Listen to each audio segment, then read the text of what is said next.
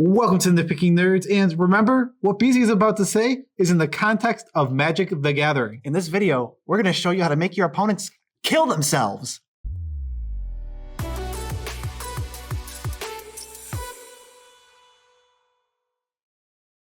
I'm your host, Joe Cherries. I'm your host, BZ, and that makes us the Nitpicking Nerds. Do you like videos that are really fun and informative and also can be taken horribly out of context? If you do, you should probably subscribe to this channel. Yeah, and besides, you want to be subscribed to this channel because our subscribers are 10% more likely to stop hitting themselves. Disclaimer guy here, the Nitpicking Nerds are not responsible if you keep hitting yourself. Anyone with older, meaner siblings has got to use that opportunity to subscribe. Yeah, I mean, Huge upside. And we never even say this, but if you don't get the ability, you can just unsubscribe and then resubscribe and try over and over. Don't tell them that. I don't want anyone As long as you stay subscribed at the end, we don't care. So, what are we doing? Oh, yeah, this is just a weird kind of theory crafting video. We're not doing a deck or anything. We're going to talk about kind of the goal, starting with the goal. The goal is get your opponent to kill themselves. And these are just a bunch of different ways, different cards, different styles to get there. But the main theme is going to be giving your opponent a spell, card, token, effect, something, and then they have to choose to die or they die as a result. So, the things that we've put here are in this weird case. So, to explain it better, if they're going to die from the trigger or whatever it is, if they chose to scoop, it would remove that trigger from the stack because it's their trigger. Right. It is, yeah, it's their trigger. It's something they own or control or are doing is making them die. Yes. So it's not like lightning bolt you at 3. That's us doing it, right? Yeah. It's not them. It's also not like they cast a lightning bolt on us and we fork to make a new lightning bolt and target them. That's our lightning bolt. Yeah, that's using theirs against them, but our spell kills them. Yeah. So, I mean, so there's just a couple categories. This is gonna be a simple, quick video. I think this is cool. I've learned a lot of new wacky combos that I kind of almost want to try. But the first category is donating. Donating means we're taking our bad stuff that potentially says stuff like lose the game on it, right? And we're going to give it away. I mean, there's literally a card called donate. Yes, that is one of the main. That is one of the main ones. But if our opponents can't kill themselves without the tools, we got to give them the tools, and they go, "What's this?" And we just go, "You'll see." Yeah. So we have Harmless Offering and Donate, which are functionally the same card. One's blue, one's red. You just give somebody a permanent you control for 3 mana. This is card disadvantage. Actually, this is. Wait, technically it's a 1 for 4? No, this is an 0 for 2. An 0 for 2? I thought gaining control of something permanent was a 3 for 1. Well, that's not like it's an 0 for 2. It's just an 0 for 2. Okay, it doesn't even matter. It's terrible card advantage. It's terrible card disadvantage, but you make up for it by completely obliterating them. So this is just the category of things that do the donating. So next up is Bizarre Trader. It's 2 mana for a creature. Taps, target opponent gains control of something you control. Yeah. I mean, that's pretty simple. These are just going to look innocuous, but we'll get to just read what they do. Yeah. Puka's Mischief. 3 and a blue for an enchantment. At the beginning of your upkeep, you may exchange control of target non-land permanent you control and target a non-land permanent an opponent controls with an equal or lesser converted mana cost. This actually can swap your janky enchantment for their good enchantment. So this is just huge swing. You get something you can actually use, and they're going to get the thing that is going to kill them. Yeah. What's the next one? It's Zedru the Great-Hearted. Basically, he's a 4 mana 2/4, and you can just pay 3 mana to donate something you control. You can do it over and over and over, but we probably only need 1 use. Can't you do? Isn't another one a role reversal? Oh, where you it's like blue red switch 2 permanents that share type. Yeah, yeah. You can also do it. I just thought of that one. Yeah, and the last one is really cool too. Fractured Identity. 3 white blue for a sorcery. You exile a non-land permanent. Each player who isn't the player who got something exiled gets a version of it. Right. So if I do my own thing, each of my opponents gets a thing. Yeah. Keep that in mind later. And the last one, the last one, is Hive Mind. It's 5 and a blue for an enchantment. Whenever a player casts a spell, everybody else copies it. They have to. It's instant sorcery, right? Yeah, instant sorcery. Sorry. That sometimes spell means that, and then sometimes spell means anything. Yeah. I don't like that. Yeah. I mean, I'm part of the problem. You are part of the problem. So now we know how to give away some bad cards that we have in our decks. But what are those bad cards we're going to give away? Well, they're not bad because they're going to make our opponents kill themselves.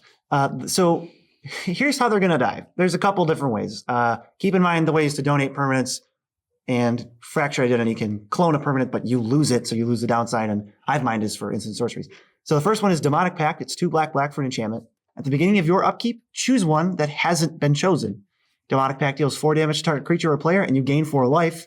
Target opponent discards 2 cards, draw 2 cards, or the lucrative 4th choice, you lose the game. That's the one we always want them to pick. What we can do with this one is we can use the first 3 modes that are good for us. Get a bunch of card advantage. Get a bunch of card advantage, and then be like, you can have it. You know what? I care about you, opponent. Here. And they'll say, okay. And they go to their upkeep, and they'll pick, I choose lose the game, and then they will fade into oblivion. Oh, and they just die. Yes. For real. Yeah. That's how it works. That's actually how it works. What does Transcendence do?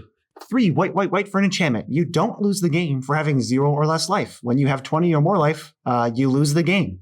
Whenever you lose life, you gain 2 life for each 1 life you lost. The only requirement to controlling this permanent is your life total has to be 19 or less, because if you have 20 or more, you automatically lose. It's just a static thing. How weird is it to lose as a static ability? It's kind of weird, but as soon as you give it away and they meet the criteria of being over more than 20, they're dead. Also, this is one of the, there's not too many permanents where you can control it, fractured identity it, and then everybody else can just lose immediately. Immediately. Because if they're all above 20, the game's over. And you can just do this on turn, 6, 7. And you can just, if you want, you can just donate this away and players are going to be like, oh, I'm at 21. And I think if these cards are all in the same deck, it works so well because you want to pay life anyway. Yeah, this is a weird deck we're putting together here. It's not a deck. It's just cards, and they could all be in the same deck. Yeah. It would just be utter nonsense. I don't know what it is. I mean, it probably would not be fun at all. Yeah, it would definitely be nonsense. We can also give them Lich's Mastery, 3 black for a legendary enchantment. It's got hexproof. You can't lose the game. Whenever you gain life, draw that many cards. Whenever you lose life, for each 1 life you lost, exile a permanent you control, or a card from your hand or graveyard. When Lich's Mastery leaves the battlefield, you lose the game. That's what we care so about. if we give it away and then get rid of it, they lose. Yeah, exactly. And there's plenty of ways to get rid of enchantments with hexproof. There's like parasaline effects back to nature that just destroy all enchantments. Each opponent sacrifices an enchantment. If you, this is not one that you can fracture identity because you will lose. So don't do that. Wait, is it leaves the battlefield? Yeah, when it leaves, you lose. Oh, it's not dice? No. Okay, yeah. So do not... Would not recommend that one. Do not fracture identity this one. Feel free to give it away, though. This one is finicky. It's Phage the Untouchable. Basically, she's just a big old thing. If she hits somebody, they lose. But if you play her not from your hand, you lose. But the main way to do it with this one is fractured identity. Yeah, so you want to cast it and then fractured identity it so that you're not losing. They all get one and it says, hey, where did I come from? And they'll go, fractured identity. And then she'll be like, you lose. And then everybody dies. The end. Except for you. You win. And these are the ones we can cast to kill them with. With Hive Mind. Hive Mind. So if we have Hive Mind out, we get to cast these also. The first one is Pacts. What's a Pact? Pact there's 0 mana spells that you pay for on your upkeep. But let's say you cast Pact of the Titan. Pact of the Titan. That's the red one. And all your opponents are not playing red in their decks because red sucks in EDH. Or just because Pact of the Titan sucks. But it says, okay, everybody's going to get a 4/4. Everyone has to cast it. Now, everybody gets the burden of having to pay 2 red on their upkeep, or they lose. You don't even care because you're probably playing red, and you go last. So everyone who's not playing red, or whatever color you choose, loses. Yeah, there's a bunch of different packs. I mean, there's a packs in every single color. So there's multiple packs in every color. So you can throw 2 or 3 down, and then they might not even have the mana to pay for it anyway. Yeah. Then we have Glorious End. The way Glorious End is worded is super weird. It just ends the turn. There's literally a parentheses paragraph of reminder text. What happens when the turn ends right now? Yeah, it's a lot. And I'm not going to, it doesn't matter. It doesn't matter. So, but what is going to happen is you're going to put copy on for everybody. Mm-hmm. The first one's going to resolve. The turn ends. That removes, it clears the stack. Clears the stack. The only one of them resolves. It's not yours. It's the person to your right, and they take an extra turn. Well, your turn's over. They get their turn. Then they lose. Yeah, and if you happen, also randomly, if you happen to have any end of turn effects, they wear off. They just happen. they go. Yeah, they're done. Yeah. It's like this was until end of turn. Now it's or you have an end step trigger. Boom. You have roasted. And that guy's dead because we just killed him. So that's just KO one person. And there's one more little package for this category. It works with Hive Mind. So you start with Hive Mind. You're going to need a way to give yourself hexproof. It needs to be not a creature. So there's Witchbane Orb. Orbs of Warding. There's probably a couple other ones, but you need to give yourself hexproof because the spell you're going to cast is Undying Flames. It's 4 red for a sorcery. Exile cards from the top of your library until you exile a non-land card. Undying Flames deals damage to any target equal to that card's converted mana cost. And it also has Epic. For the rest of the game, you can't cast spells. At the beginning of each of your upkeeps, copy this spell, except for its Epic ability. You may choose new targets for the copy. Hive Mind says, everybody gets an Undying Flames. Everybody can't cast spells for the rest of the game. Only Undying Flames resolves every turn. So the thing we have to look at here and how we're going to win, if you're not ahead on board, you could potentially lose to this. It depends. If your opponents all have a 5/5 and you have like 3 5/5s, you'll eventually lose. But yeah, but the thing that you have to look at really is you become public enemy number 1 if you do this. Right. But also, even if, let's say there's like, everybody has a 3/3. Well, you still get Undying Flames triggers, so you can take out 3/3s so you might not even die to that. Yeah, but I was just saying, right, you will be the target. What this does, and why it's in this video, is you have hexproof, they have to target something. So they're either going to shoot their own creatures, and eventually they're going to have to shoot themselves, like between themselves, or themselves if they're the last player, and then you just win. Oh, it's so like, if somebody did this, I would be like, hey, I'm going to, I have 4 damage. I will hit your 5/5. Just spite it. Oh, I'd be so spiteful. It'd be what are you supposed to do? It's just like you're gonna need some kind of sweet activated ability. You better have Helix Pinnacle out. That's pretty good. That's hard counter. Helix Pinnacle, hard counter on Dying Flames. It's not gonna work. Yeah, this is kind of silly. It's just a silly way. It's such a silly way to win the game. It's a soft block that forces your opponents to kill each other. There's also, I'm sure, if they're, what's it called? What's the one, Enduring Ideal? That makes everybody get an enchantment. I'm sure there are enchantments you could acquire That's stalemate to win. Well, if you have Orbs of Warding also prevents 1 damage from any creature that hits you. So then you just need to assemble the Opalescence Humility. Or you could also put I don't know. That actually ruins. You know what? Don't do that. Zedju can donate stuff, right? This is actually the ability. Yeah. Oh. So if we have Zedju on the field, we can just go keep getting our enchantments that kill people. and they can get whatever they want as long as they're not getting hexproof. We're just going to be able to get them. Oh man. Okay. Well, that was this category. It's utter nonsense, and there's only one more left. Well, you see, donating Demonic Pact, sometimes it's a lot to wait a whole turn.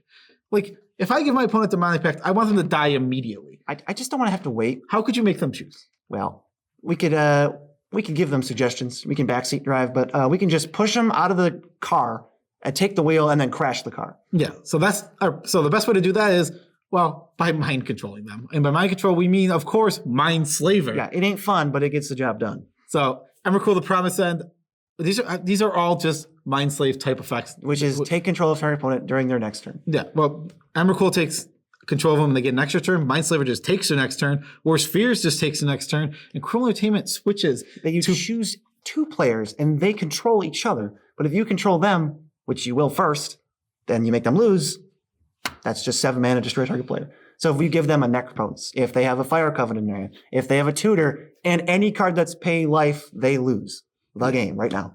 Demonic Pact, they control it? Well, maybe there's 3 modes left, but you still just go, I'll lose. All right, bye everybody. And then hop back over to your seat. So there are, these are the main ways. This is a quick, easy video. Yeah. I mean, there are other ways to essentially, we talked about them, we end up not putting them on. Because, hard locks so that they have no choice but to lose? Yeah. Like if you put out, just for an example, you can set everyone's life total to 1 with something. What's the card? Repay in kind. You're at 1, and then everyone else is at 1. So we put everyone to 1, and say if the board was wiped, and we have Mana Barbs and Citadel of Pain, they're forced to either choose die or die. Yeah, as long as we tap all of our lands, we're tapped out, and then we play Citadel of Pain, and then we play Mana Barbs, then we play Citadel of Pain. Yeah, no, we play them in reverse order. Which doesn't matter. We can very easily end at 1 because you just need a way to pay life, like Toxic Deluge, that'll wipe the board. Pay life. Go down to whatever life you need so that when you tap your lands to play everything, you end at 1. Everybody goes to 1. Now they lose. The only way they could, there are ways to beat that. You would have to go off an instant speed. You would have to put all the Mana Barb triggers onto the stack. They could also just use Mana Rocks and kill you that way. Shut up. The board is wiped, we wipe the board. Soul Ring? Is it Signet? Is it Key Rune? You're dead. Did you not hear what I just said? We wiped the board Yeah, but is it keyroom? completely. Is it clean. key? Oh, there's no anything. No, we wiped it clean. Oh, 'cause there's lands though. There has to be. Because if you wipe lands, this doesn't even work. All but one land. We're making this as hard as possible. That was a 26 card combo for you probably still lose. That's this deck, not deck. That's this video. It was just super quick, super experimental. Want to know what you think though? Because we're thinking about doing a lot more of these. Just utter nonsense. Like what if nonsense? So if you have nonsense to suggest, you should do it in the comments. Ooh, I'll make BZ make a poll for this. What do you guys think? Because this is a video I want to do, but BZ doesn't want to do. What do you guys think of actually creating a card that is strictly better? And like, it is like the idea of strictly better means it could never be worse ever. Like people say lightning bolt is strictly better than shock. It would probably take us 20 minutes to explain it. If that sounds like something you'd want to tune in for, we'll just create a poll. So if you're subscribed, you can check out the poll and vote and actually contribute to what video we do next. Oh man, just imagine the like posting that to Reddit, like with the whole body of text is what the card has to say. We would get so much hate. I just wouldn't even bother. People would find other stuff. You just have to definitionally determine what strictly better means. Yeah, but in our case, it means has no downside and is better in every way. In every single way. And lightning bolt is not better in every single way because the card misdirect. I mean, there's so many. There's no point. Yeah, we won't go with sign offs. Do the thingy. Well, we're not doing a sign off. We're going to say special shout outs. This is the beginning of the sign off. Special shout outs. Sign off. This is not a sign off. We're signing off. Sign off is the peace out tribes. This is the part where we sign off. This is not a sign off. It's the shout outs before the sign off. I agree with that statement. And I just group it all together and call it sign off. No, that's wrong. That would make you incorrect. It doesn't matter if he whispers to you, he's still wrong. He's wrong. Who does stuff? Special shout outs to all of our patrons. You guys are all awesome. You guys make this channel happen. This channel is growing, getting bigger, and oh my gosh, it's every time we've been getting new patrons. Like they're getting tune-ups. You should stick around because obviously we're awesome even after we do your tune-up. Yeah, if you're ready. Yeah, with your awesome tune-ups, guys, coming. Wednesdays are going to be our tune-up days for the next couple weeks. We're going to be doing them on Wednesdays. Okay. So you're going to be seeing them then. We love all our patrons as much as we can without making them uncomfortable. You guys are awesome. Super special secret love shout-outs to Esper Ragnarok and Patrick. You guys are awesome. BZ wants to give you a weird blowy kiss. They felt it. Or he just wants to give you a weird blowy. Or other ways to support the channel. You can go to tcgplayer.com. There's a link. We'll just throw all these cards on there for an example. Navigate wherever you want from the link. The actual site you go to doesn't matter. Buy whatever you want, and we get a kickback on the order. Buymeatandcoffee.com. Other site you can go to, that's just a digital tip jar. Let us know we're doing a good job. Yeah. Thanks. The tidbit is yours. Oh, the tidbit is mine. What did I do? I did Downsizing, and the one before that was some other movie. I don't remember. All you do is talk about movies. That's gonna be I got more. It's not even like a tidbit. It's a tidbit about our lives. The series me and BC are watching right now is Seinfeld. We're watching Seinfeld. Yeah. Running through it. I think we already did this one. I don't know. I don't know if we've ever told them we're watching Seinfeld. Seinfeld has more continuity than I thought it would. It has a lot of continuity. I've never watched Seinfeld through and through, so I've only seen an episode here that I assume they were unrelated. Yeah, because they're kind of just nonsensical. But there's like side characters that have been around for like 2 seasons. Yeah. It's like, oh, okay. Yeah. It show's great. Show's great. Jerry Seinfeld, if you want to sponsor the show, you know where to find us. Larry David. You're awesome. Is he alive? We talked about this earlier. I literally said we should watch Curb Your Enthusiasm. That show isn't still coming out with stuff, is it? I'm pretty sure the show's still on. Good job, Larry. Yeah. You know where to find us. Good job still being alive. He clearly didn't take our advice from this video. Peace out, Tribe Scout.